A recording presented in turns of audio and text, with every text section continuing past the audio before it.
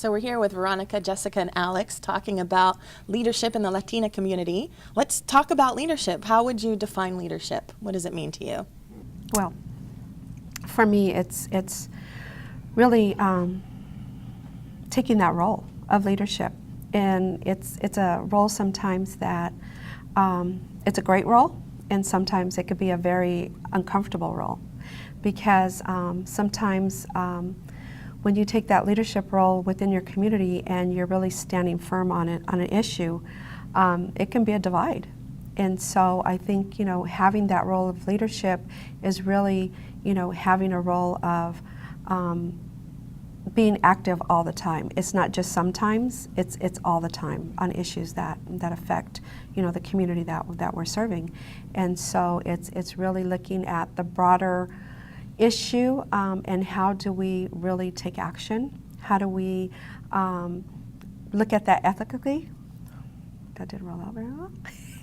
And how do we just, encourage everybody also to be part and join that leadership? Mm-hmm. So for me, leadership has been something that you don't think about all the time. I think it's just more that you do. Mm-hmm. You model it. You live it every day as you get up in the morning with your children, with your family, with your community, within my organization. So that's how I define it. Veronica, I'm wondering for you, how important is leadership to you? Well, very important. I think that there's all types of leaders, and I've seen that throughout my life. And I feel like I have a responsibility to be a leader in my community, so I take that very seriously. And I also hope that others can see that anybody could be a leader. It's really taking the risk to actually have a voice and to say something, and to have a voice for those who maybe have a hard time or not able to say something on their own. So I think it's a responsibility, really, I do. Mm-hmm.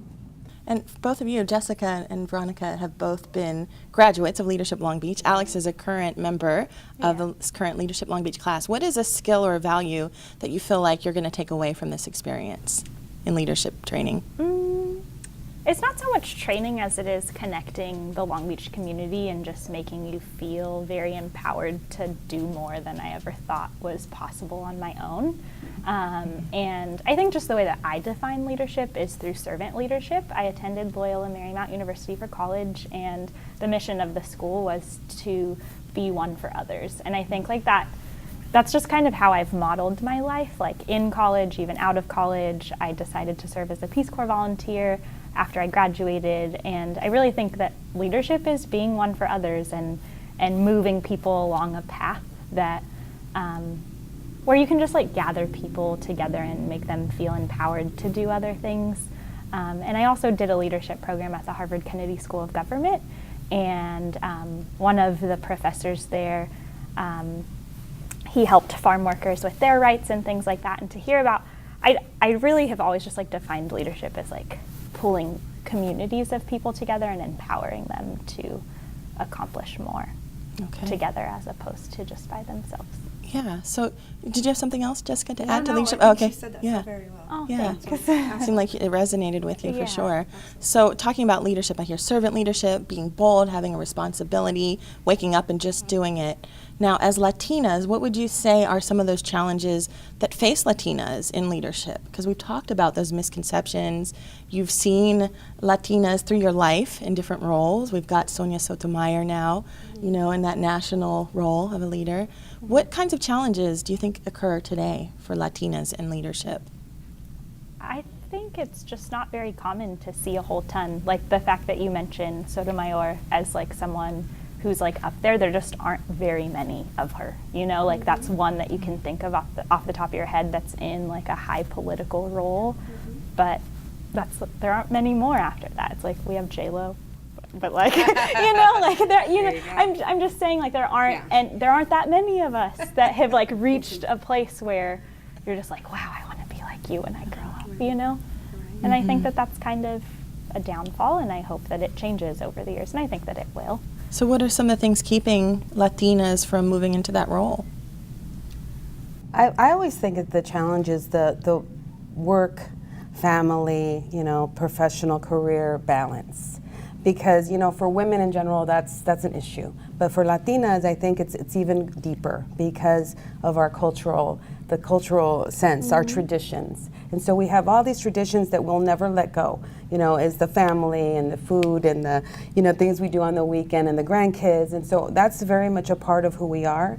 On top of that, now we're professionals and we want to grow in our jobs. And so balancing all that, I think is even harder for us. I know it's hard for women in general. I'm not saying that we're any different, but there's a little, to me, that's a big challenge. Mm-hmm. I want to share with you a statistic from an article in the Huffington Post. Congresswoman Linda Sanchez, she stated that in general, women earn 78 cents for every dollar paid to their male counterparts, as we know. But for Latinas, the wage gap is even more severe, and they're paid 56 cents for every dollar paid to white non-Hispanic men. What's your reaction to that? How does that impact the Latina community? There's still stereotypes out there. Yeah. And even though we have probably within our Latino population, women are graduating college at higher rates, but they're still not being recognized or taken very seriously in the industries. And so that just proves through that statistic that even though we have very well-educated Latino women, that they continue to fall into these stereotypes and not be taken seriously as to some of the roles and skills that they have. And so, those are some of the issues that face Latinas in leadership and really getting to have that platform of being a leader in a corporate company, in a nonprofit organization, in a city government position. So that's some of the challenges. But there's hope, and we have hope, and that's what we're here for. So you each represent different areas of our community. We've got Long Beach City College, where you work, Alex, Centro Cha, that you lead, Jessica, and then Habitat for Humanity for you, Veronica. Let's talk a little bit about the Latino community, both men and women, and what would you feel like are some of those core issues that really impact the community today? Thinking about the generations of Latinos, we've got elders, we've got different generations of Americans, we've got immigration issues. What do you feel like are some of those issues that are really important to hone in on today that affect the Latino community? Well, I think we're a young community and a growing community. So it's what affects us, I think, always is going to be jobs, career, education, affordable places to live. That's something that I'm, really with my work with Habitat is important to me because of our young population. And so, I think that's what's critical. I agree with what Veronica says. I think economics is huge for Latino community, and having access to higher education and access to quality, affordable housing, and understanding, financial literacy, understanding what the value of the dollar is and finance rates and things like that. What happens to our communities sometimes is they get taken advantage of because they don't know that information, because they are very hard workers, and because they do trust in